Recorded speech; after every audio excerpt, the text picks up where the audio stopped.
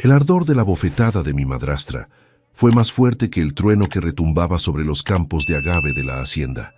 No fue solo el dolor físico, fue la frialdad despiadada detrás de ese golpe. «Firma la escritura, Valeria», siseó mi hermanastra Paola, deslizando una pluma Mont Blanc sobre la mesa de roble. «Siempre fuiste la criada. No mereces el apellido Villarreal». Miré al licenciado Guzmán, quien había permanecido en silencio durante más de una hora. Se inclinó hacia adelante, y su voz fue un susurro grave que pareció congelar el aire. «¿Sabes quién realmente?»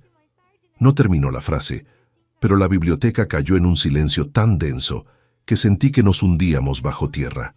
En ese silencio, comprendí que durante 25 años yo había sido la única persona en esa habitación viviendo la verdad. Pero antes de entrar en la historia, apóyanos dándole like y suscribiéndote ahora mismo. También quiero saludarlos. Déjenme en los comentarios su nombre, su ciudad, ideas. Gracias. Para entender esa bofetada tienen que entender los 4 años de humillaciones que la precedieron. Crecí en la hacienda Los Laureles, una joya colonial de cantera rosa y azulejos de Talavera en las afueras de Tequila, Jalisco. Para el mundo exterior, éramos los Villarreal, una dinastía del tequila premium, herederos de 200 hectáreas de plantaciones de agave azul. Pero dentro de esos muros de 3 metros de grosor, yo era la invisible. Mi hermanastra Paola era la estrella. Era hermosa, extrovertida y despiadada. Mi madrastra Mercedes la adoraba. Pasaban sus días en la Condesa en la Ciudad de México, sus tardes en Tulum y sus noches gastando el dinero que mi padre, don Mateo, se había matado trabajando para generar. Y luego estaba yo. Me quedé atrás cuando los pulmones de mi padre comenzaron a fallar por la fibrosis pulmonar. Fumó puros cohiba durante 40 años y finalmente le cobraron la cuenta. Yo era quien operaba los tanques de oxígeno, quien limpiaba las cenizas que seguía dejando caer a escondidas, quien sostenía su mano temblorosa mientras tosía sangre. Durante 4 años interminables, mientras Paola y Mercedes se encontraban a sí mismas en retiros de yoga en Oaxaca, yo fui enfermera, contadora y saco de boxeo emocional a mis 21 años. Mi madrastra llamaba una vez al mes, no para preguntar cómo estaba la salud de papá, sino para quejarse de que su transferencia bancaria había llegado 48 horas tarde. Cuando mi padre finalmente murió hace 3 semanas, las lágrimas ni siquiera se habían secado en mi rostro cuando ellas llegaron. No vinieron a llorar, vinieron a cosechar. Entraron a la hacienda quejándose del olor a enfermedad, y de inmediato comenzaron a pegar notas adhesivas amarillas en los muebles antiguos para marcarlos para remate. La hacienda, valuada en 127 millones de pesos, incluyendo las cuentas offshore, la marca de tequila y las tierras, era el premio final. Pero había un problema, un obstáculo legal. Mi padre había actualizado la escritura 6 meses antes de morir, y por alguna razón, el Estado requería mi firma para cualquier transferencia de título. Eso nos trae a esta noche, la última noche del novenario, los 9 días tradicionales de luto. Lo que yo llamaba en mi cabeza el banquete de los buitres. Estábamos sentadas en la biblioteca de la hacienda, rodeadas de miles de libros que Mercedes jamás leyó. El aire estaba cargado con el aroma de incienso y copal, mezclado con el olor putrefacto de la codicia. Paola estaba frente a mí, luciendo un vestido negro de Hermès que costaba más que 4 años de mi universidad. Se veía aburrida, golpeando sus uñas de gel francés sobre la mesa. «Mira, Valeria», dijo Paola con una voz melosa y falsa. «Todos sabemos que no estás hecha para esto. Eres simple, te gustan tus rosarios y tu vida callada. Manejar una empresa de esta magnitud requiere cierta sofisticación. Solo firma la escritura a mi nombre. Te daré una pensión mensual. Nunca tendrás que trabajar otra vez». «¿Una pensión?», pregunté, mi voz ronca por haber rezado el rosario durante 9 noches seguidas. Yo he manejado esta hacienda durante 4 años. Administré las medicinas de papá, la nómina de 40 trabajadores y las auditorías del SAT, mientras tú te hacías tratamientos faciales en Polanco. Mercedes, mi madrastra, golpeó su copa de vino tinto contra la mesa. No te atrevas a usar ese tono con tu hermana. Fuiste una cuidadora, Valeria, una sirvienta glorificada. Tu padre estaba senil cuando te dio cualquier autoridad. Nosotras somos la cara de esta familia. Tú eres solo la sombra. Ahora firma el papel. No, dije. La palabra fue pequeña, pero golpeó el cuarto como un rayo. ¿Qué dijiste? Los ojos de Mercedes se convirtieron en rendijas. Dije que no. No voy a firmar la escritura a nombre de Paola. Esta hacienda era el corazón de papá. ¿Quieren venderla a un consorcio hotelero para construir un resort todo incluido? No lo permitiré. Fue entonces cuando sucedió. Mercedes se levantó con una velocidad que no sabía que poseía y estrelló su mano contra mi mejilla. La fuerza giró mi cabeza hacia un lado. Mi rosario de plata cayó al suelo de azulejo con un tintineo metálico. La habitación jadeó, pero nadie se movió para ayudarme. No tienes otra opción, siseó Mercedes inclinándose sobre mí, su aliento oliendo a tequila Don Julio 1942. Haz lo que te ordenan, o haré que la policía te saque de esta casa esta misma noche. Eres una invitada aquí solo por mi gracia.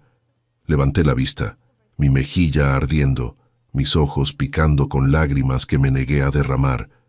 Miré al licenciado Guzmán, el abogado de la familia desde hacía 30 años. Era un hombre de integridad, alguien que había visto los verdaderos últimos días de mi padre. Él miró a Mercedes, luego a Paola y finalmente a mí. Carraspeó un sonido como hojas secas. Se inclinó hacia adelante y susurró las palabras que lo cambiarían todo. ¿Sabes quién realmente ganó el capital inicial para construir toda esta hacienda, Mercedes? El cuarto quedó en un silencio sepulcral. Mi madrastra se congeló.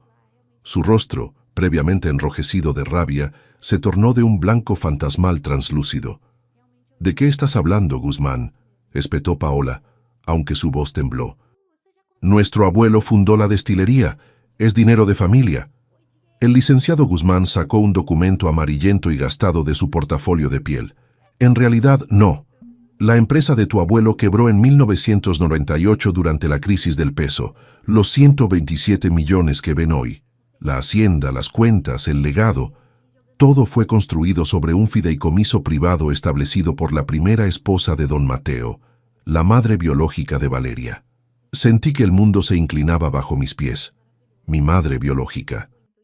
Me habían dicho toda mi vida que era una mujer sin recursos que murió al darme a luz. Una historia triste pero simple. El fideicomiso tenía una cláusula, continuó el licenciado Guzmán, su voz ganando fuerza con cada palabra. Establecía que la riqueza solo podía ser heredada por su línea de sangre directa. Mercedes, tú nunca fuiste propietaria, fuiste una beneficiaria de la buena voluntad de don Mateo, pero la escritura no es tuya para tomar y no es de Valeria para ceder. La escritura ya ha sido suya desde el día que cumplió 21 años. Solo tenía que esperar a que don Mateo falleciera para activar el título completo. Me miró con una sonrisa triste y conocedora.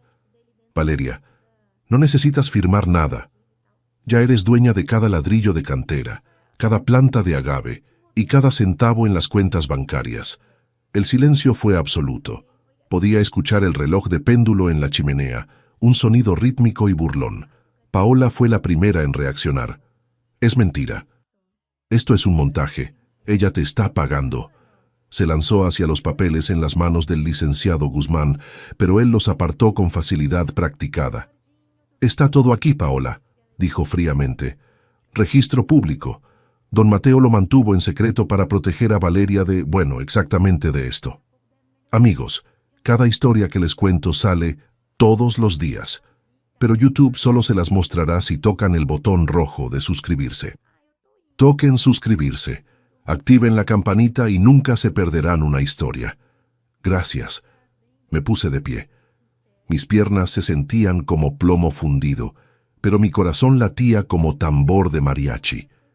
Miré a mi madrastra, la mujer que me había hecho creer que era un acaso de caridad en mi propia casa, la mujer que acababa de abofetearme por su propia avaricia. ¿Es verdad?, pregunté con voz temblorosa. Mercedes no me miró. Clavó su vista en el suelo de azulejo Talavera. Tu madre era una tonta, susurró con veneno. Pensó que el amor importaba más que el apellido. Y tú pensaste que la codicia importaba más que una hija, repliqué. El cambio de poder en el cuarto fue físico. Podía sentirlo en el aire. El oxígeno ya no les pertenecía a ellas. Me pertenecía a mí. Caminé hacia el mueble bar y me serví un vaso del agua de Jamaica que no me habían ofrecido en toda la noche. Entonces, dije, volteándome hacia ellas, hablemos del futuro. Valeria, mi amor, dijo Mercedes, su voz de repente temblando con un falso calor maternal que me revolvió el estómago. Somos una familia. Podemos resolver esto. Solo estaba estresada. El duelo, la presión, todo. La bofetada, interrumpí. Un error, suplicó. Un terrible error de una madre abrumada. Miré a Paola. Me estaba observando con una mezcla de terror y odio puro. Ella sabía lo que venía. Lo sabía porque si los papeles estuvieran invertidos, ella me habría aplastado sin pensarlo 2 veces. Licenciado Guzmán, dije sin apartar los ojos de mi hermanastra. Si soy la única dueña de esta hacienda y la fideicomisaria principal de las cuentas, ¿qué significa eso para las residentes actuales? Significa, dijo el licenciado Guzmán con satisfacción apenas contenida en su voz, que son invitadas. Y como propietaria, tienes el derecho de determinar su residencia y su acceso a todos los activos financiados por el fideicomiso, incluyendo las tarjetas de crédito, las camionetas y las pensiones mensuales. No te atreverías, respiró Paola. Eres demasiado débil. Eres la callada, ¿recuerdas? Te apodan la mudita. Las calladas son las que escuchan, Paola, dije con calma mortal.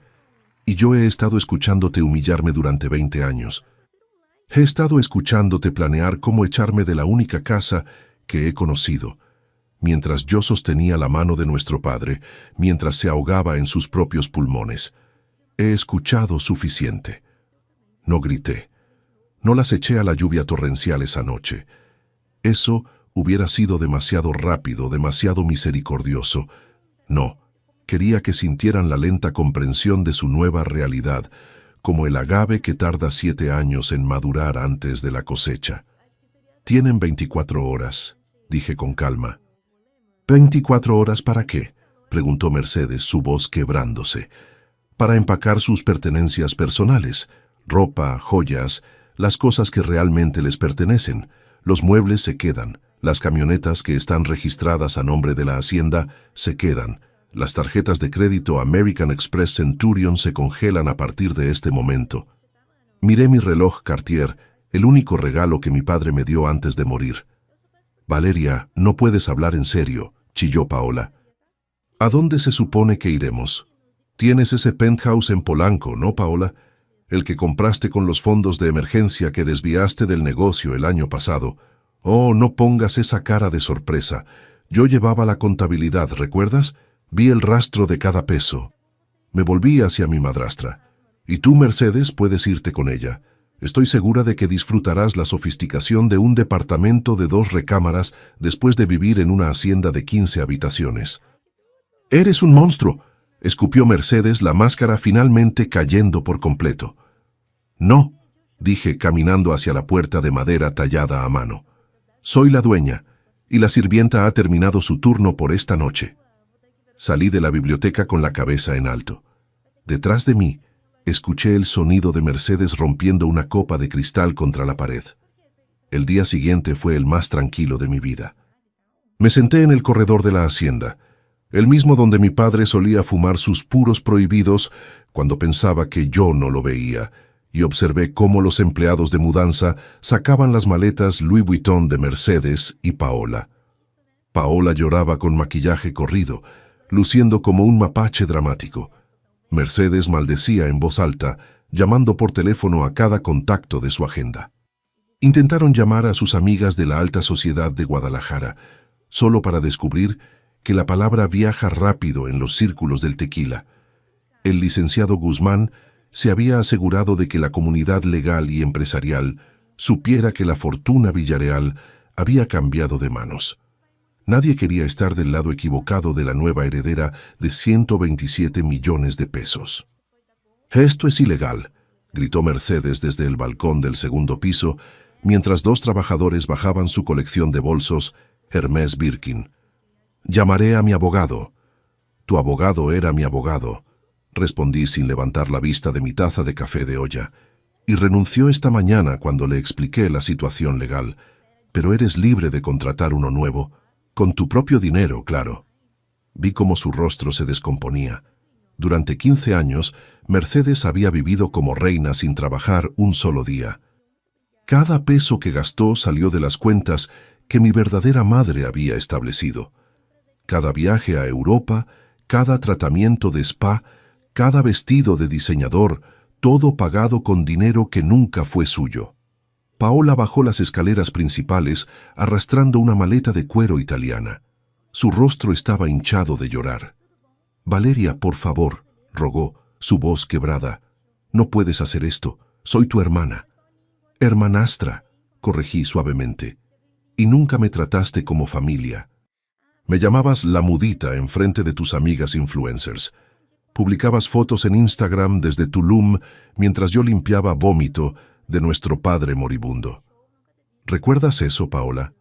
¿Recuerdas esa foto tuya en el cenote con el caption «Viviendo mi mejor vida»?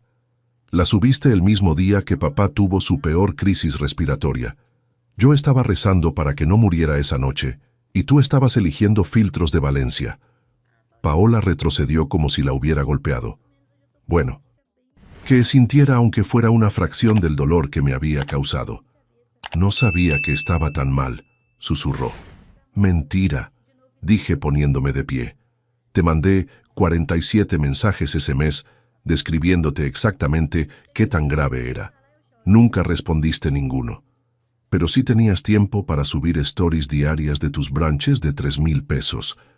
Me acerqué a ella, manteniendo una distancia prudente.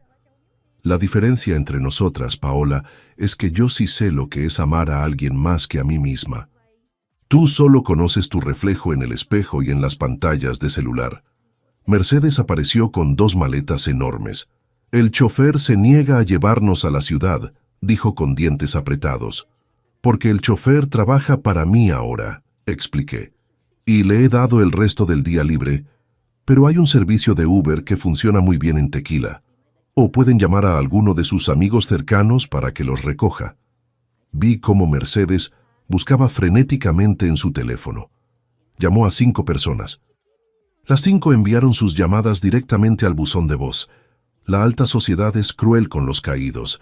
Esas mujeres que la besaban en ambas mejillas en galas benéficas ahora la evitaban como peste bubónica.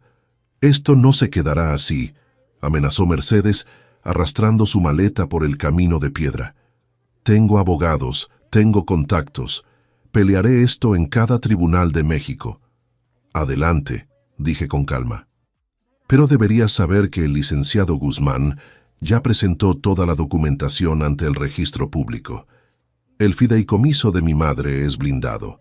Fue establecido con los mejores abogados corporativos de Guadalajara en 1999.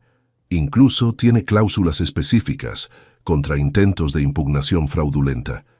Si intentas pelear esto legalmente, no solo perderás, sino que podrías enfrentar cargos por intento de fraude patrimonial». Mercedes palideció. Supe en ese momento que no pelearía. Era una mujer que solo peleaba batallas que podía ganar fácilmente. Un Uber blanco llegó finalmente por el camino de tierra. El conductor, un señor mayor con sombrero de paja, las ayudó a meter las maletas en la cajuela. Paola se volteó una última vez antes de subir al auto. «Algún día entenderás lo que se siente estar sola», dijo con rencor. «Ya sé lo que se siente», respondí. «Me sentí sola cada día de los últimos 4 años, mientras ustedes vivían su vida de fantasía. La diferencia es que yo usé esa soledad para hacerme más fuerte. Ustedes la usarían solo para sentir lástima de sí mismas». El auto se alejó levantando polvo del camino. Los observé hasta que desaparecieron detrás de los campos de agave que se extendían hasta el horizonte. Sentí una mano en mi hombro. Era don Fermín, el maestro destilador que había trabajado para mi familia durante 40 años. Su padre estaría orgulloso, niña Valeria, dijo con voz grave. Él sabía. Siempre supo quién tenía el corazón para cuidar esta tierra. Lágrimas finalmente rodaron por mis mejillas, no de tristeza, sino de liberación. ¿De verdad lo sabía, don Fermín? El anciano asintió. Don Mateo me lo dijo hace un año. Me dijo, Fermín, mi Valeria tiene el alma de su madre. Ella sabe que esta tierra no es solo dinero, es historia, es familia, es México. Me hizo prometer que la apoyaría cuando llegara su momento. Me limpié las lágrimas y miré hacia los campos dorados. La siguiente semana fue un torbellino de decisiones y descubrimientos. El licenciado Guzmán me entregó 15 cajas de documentos que mi padre había guardado en una bóveda bancaria. Eran cartas, fotografías, registros financieros. Pero lo más importante, eran las memorias de mi verdadera madre, escritas a mano en cuadernos de piel con su caligrafía delicada. Su nombre era Luz María Campos. No era una mujer sin recursos, como me habían dicho. Era la hija de una de las familias más antiguas de jimadores en los Altos de Jalisco. Su familia había cultivado agave durante 6 generaciones. Cuando conoció a mi padre en 1998, él era un empresario quebrado después de la crisis económica. Ella era quien tenía la tierra, el conocimiento ancestral y la visión. Juntos construyeron la destilería desde cero. Ella aportó 200 hectáreas de tierra heredada de su abuelo y el secreto de familia para cultivar el agave más dulce de la región. Mi padre aportó su experiencia en negocios y marketing, pero el dinero inicial, el capital semilla de 2 millones de pesos, vino de la venta de las joyas antiguas de mi madre y una pequeña herencia que recibió. Fue ella quien insistió en crear el fideicomiso. En una de sus cartas, fechada en marzo del 2000, escribió: «Si algo me sucede, quiero que mi hija sepa que esta tierra es su derecho de nacimiento. No por dinero, sino porque lleva en sus venas la sangre de quienes amaron esta tierra por generaciones. El agave no miente, solo crece para quienes lo respetan». Mi madre murió 3 días después de que yo naciera, por complicaciones de eclampsia. Tenía solo 26 años. Mi padre, devastado, se volvió a casar 5 años después con Mercedes, una mujer que conoció en un evento empresarial en la Ciudad de México. Según las cartas de mi padre a su abogado, fue un matrimonio de conveniencia. Él necesitaba una madre para su hija pequeña. Ella quería el estatus y el dinero, pero mi padre nunca le transfirió la propiedad legal de nada. Mantuvo el fideicomiso de Luz María intacto y secreto, esperando el día en que yo fuera lo suficientemente mayor para entender. Si quieren saber cómo termina esta historia y conocer muchas más, denle al botón rojo de suscribirse. Es gratis y me ayuda muchísimo. Leí cada palabra de esas cartas con lágrimas cayendo sobre las páginas amarillentas. Mi madre me había dejado más que dinero. Me había dejado un legado de dignidad, trabajo honesto y amor por la tierra. Decidí que no desperdiciaría su sacrificio. La primera acción que tomé como nueva propietaria fue reunirme con todos los trabajadores de la hacienda. Eran 40 familias que dependían de la destilería para vivir. Muchos habían trabajado allí desde antes de que yo naciera. Los reuní en el patio principal bajo el fresno centenario, donde mi madre y padre se casaron. «Quiero que sepan que nada va a cambiar en cuanto a sus empleos», anuncié mirando los rostros curtidos por el sol. «De hecho, vamos a mejorar las cosas. A partir del próximo mes, todos recibirán un aumento del 15% y acceso completo al seguro médico privado, que antes solo cubría a la familia. Sus hijos tendrán becas escolares pagadas por la hacienda. Y vamos a construir una clínica médica aquí en la propiedad para que no tengan que viajar a Guadalajara por emergencias». El silencio fue absoluto por 3 segundos. Luego don Fermín comenzó a aplaudir. Uno por uno todos se unieron. Algunos lloraban. «Pero hay una condición», continué cuando el aplauso se calmó. «Necesito que me enseñen todo. Quiero aprender a cultivar el agave, a destilar el tequila, a entender esta tierra como mi madre lo hacía. No quiero ser solo una dueña que firma papeles, quiero ser una verdadera patrona». Don Fermín se quitó su sombrero y se acercó. Niña Valeria, su madre caminaba estos campos descalza para sentir la tierra. Decía que el agave le hablaba si usted escuchaba con el corazón. Será un honor enseñarle lo que ella nos enseñó a nosotros. Los siguientes días fueron los más felices de mi vida.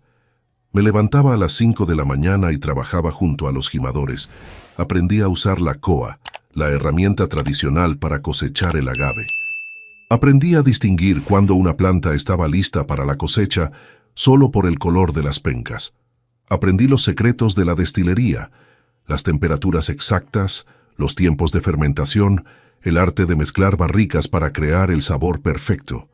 Mis manos desarrollaron ampollas, mi espalda dolía, mi piel se bronceó bajo el sol de Jalisco, pero por primera vez en mi vida sentía que pertenecía a algún lugar. Una tarde, mientras caminaba entre las hileras infinitas de agave azul, mi teléfono sonó. Era un número desconocido de la Ciudad de México. Dudé, pero contesté. ¿Valeria? Era la voz de Paola, pero sonaba diferente, quebrada, pequeña. ¿Qué quieres?, pregunté con cautela. Yo necesito pedirte algo, dijo con voz temblorosa. Mercedes y yo estamos... Las cosas no están yendo bien. ¿Qué tipo de no están yendo bien?, pregunté. Hubo una pausa larga. El penthouse era rentado, no comprado, y el dinero que saqué lo gasté todo en un negocio de ropa que quebró. Mercedes gastó sus ahorros en cirugías plásticas. Ahora estamos... No tenemos dónde vivir. El banco embargó todo. Sentí una punzada de algo. ¿Lástima? ¿Satisfacción? No estaba segura. ¿Y qué quieres que haga?, pregunté. Déjanos volver, suplicó Paola. No como dueñas, como empleadas.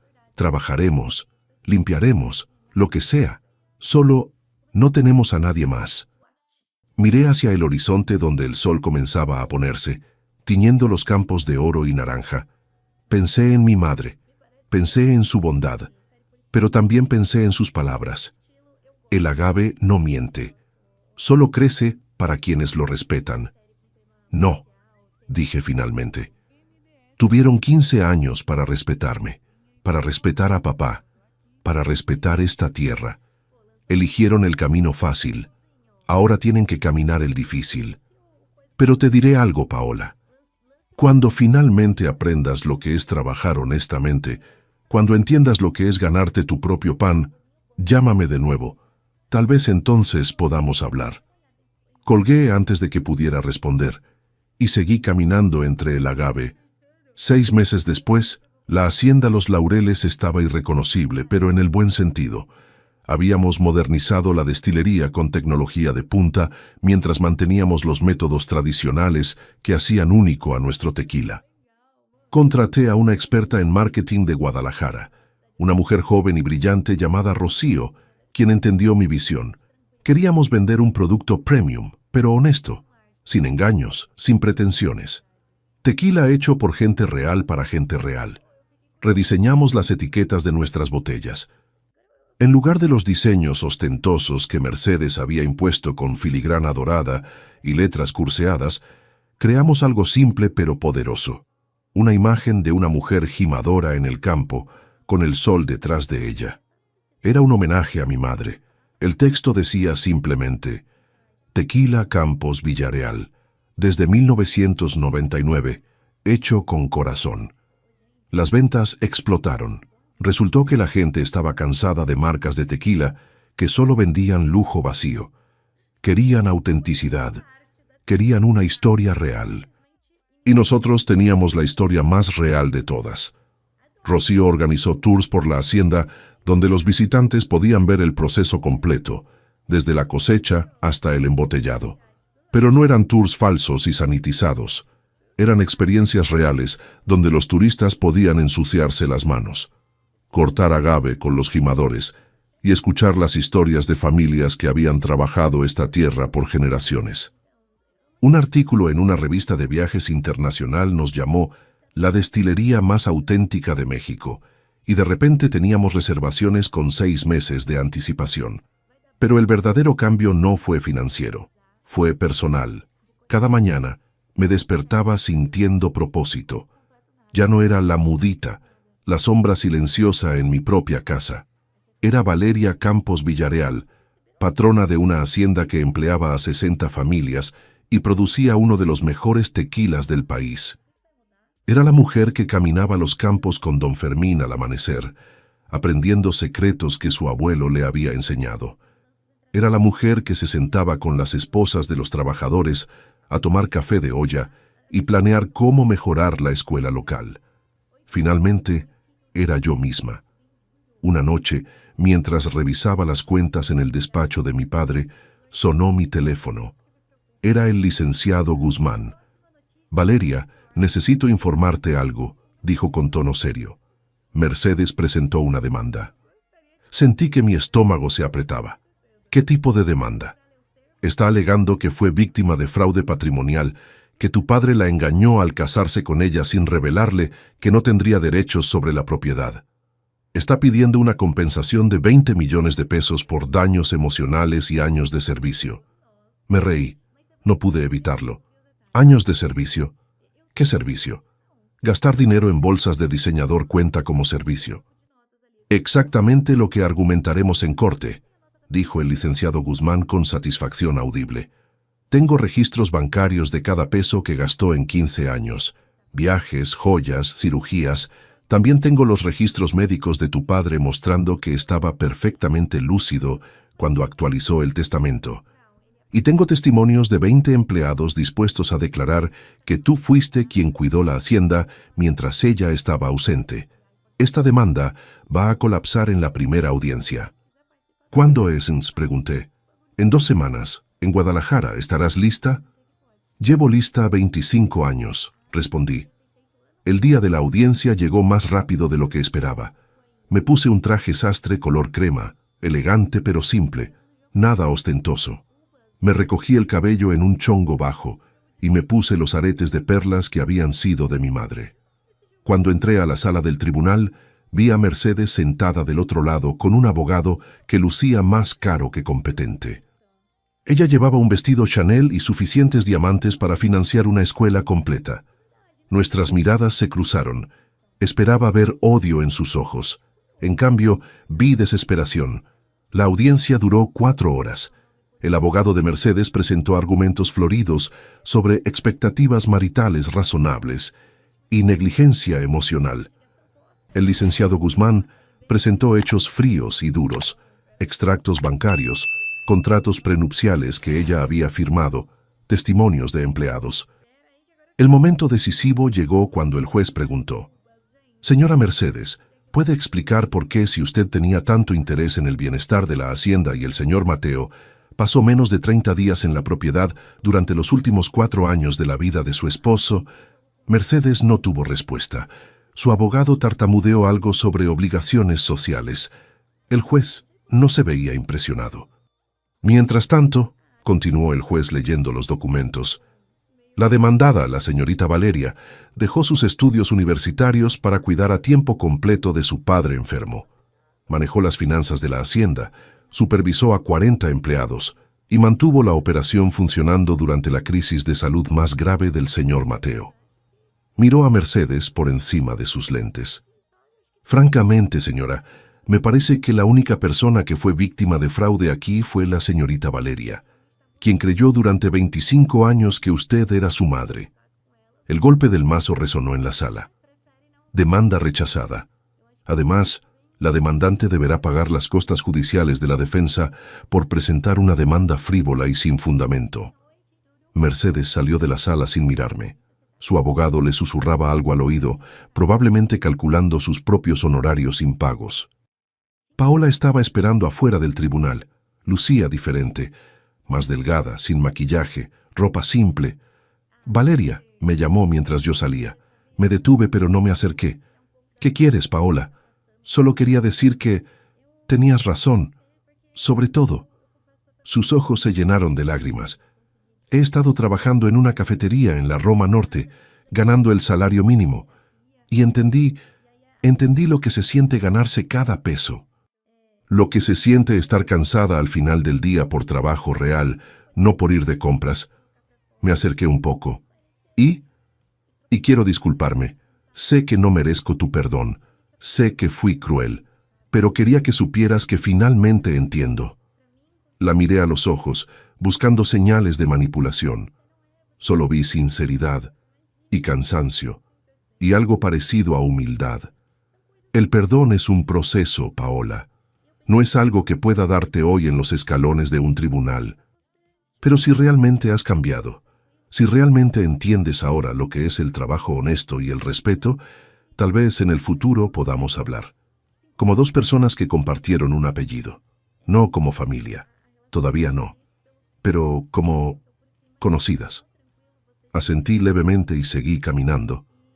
2 años después de la bofetada que cambió mi vida, me encontré parada en el mismo lugar donde todo comenzó. La biblioteca de la hacienda. Pero ahora era diferente. Las paredes estaban decoradas con fotografías enmarcadas de mi madre, trabajando en los campos de agave. Su sonrisa radiante, sus manos fuertes sosteniendo una penca. Había convertido ese espacio en un santuario de memoria y propósito. La mesa de roble donde Mercedes me había golpeado ahora sostenía los reconocimientos que nuestra destilería había ganado. Medalla de oro en el concurso internacional de tequila, certificación de comercio justo, premio a la mejor empresa familiar de Jalisco. Don Fermín tocó la puerta con sus nudillos curtidos. «Patrona, las visitas están aquí», sonreí. Había aprendido a aceptar ese título, no con arrogancia, sino con la responsabilidad que conllevaba. «Gracias, don Fermín. Podría traerles mezcal de cortesía». Entré al salón principal donde nos esperaba un grupo de estudiantes universitarios de agronomía. Habíamos establecido un programa de pasantías donde jóvenes de todo México podían venir a aprender técnicas tradicionales y sostenibles de cultivo de agave. Mi madre hubiera estado orgullosa. Mientras les daba la bienvenida y comenzaba a compartir la historia de la hacienda, mi teléfono vibró. Era un mensaje de Paola. Lo abrí con curiosidad. La foto mostraba a mi hermanastra en un pequeño café, luciendo un mandil. El mensaje decía: 6 meses como gerente. Me ascendieron. No es una hacienda de 127 millones, pero es mío. Gracias por no facilitarme el camino. Me obligaste a encontrar uno propio. Sentí una calidez extraña en el pecho. No era reconciliación completa, pero era un inicio. Tal vez algún día podríamos ser algo parecido a familia. Al final del tour, una estudiante joven levantó la mano. «Señorita Campos Villarreal, ¿alguna vez se arrepiente de haber echado a su madrastra y hermanastra? ¿Alguna vez siente que fue demasiado dura?» La pregunta me tomó por sorpresa. Pensé en ello honestamente. «¿Sabes qué?», respondí finalmente. Durante mucho tiempo pensé que el perdón significaba permitir que la gente te lastimara 2 veces, que ser buena persona significaba ser débil. Pero aprendí que el verdadero perdón no significa tolerar el abuso, significa liberarte del veneno del odio mientras mantienes límites saludables. Caminé hacia la ventana que daba a los campos de agave, extendiéndose hasta donde alcanzaba la vista. Mi madre me dejó más que una herencia financiera. Me dejó la lección de que algunas tierras solo florecen cuando las cuidan las manos correctas, y algunas familias solo son tóxicas hasta que las desarmas y las obligas a crecer. Esa noche, después de que todos se fueron, salí a caminar por los campos bajo la luna llena. Los gimadores habían terminado su jornada, y el silencio era profundo y sagrado. Me arrodillé junto a una planta de agave de 7 años, lista para ser cosechada. Toqué las pencas gruesas, sintiendo la vida pulsando bajo mi mano. «Gracias, mamá», susurré al viento, por darme raíces lo suficientemente fuertes para soportar cualquier tormenta, y alas lo suficientemente grandes para construir mi propio cielo. Saqué una pequeña botella de nuestro mejor tequila añejo y vertí un chorrito sobre la tierra, una ofrenda tradicional. El líquido se absorbió rápidamente, regresando a la tierra que lo había creado. Era el círculo perfecto. Mientras caminaba de regreso a la casa grande, pensé en algo que don Fermín me había dicho. El agave tarda 7 años en madurar, pero dura generaciones en las memorias. Yo había madurado en el dolor de 4 años cuidando a mi padre moribundo. Pero ese dolor me había convertido en la mujer que necesitaba ser para honrar el legado de mi madre, y ese legado duraría generaciones. Si te gustó esta historia, haz clic en suscríbete y cuéntame en los comentarios qué parte te impresionó. Mañana hay más. Nos vemos allí.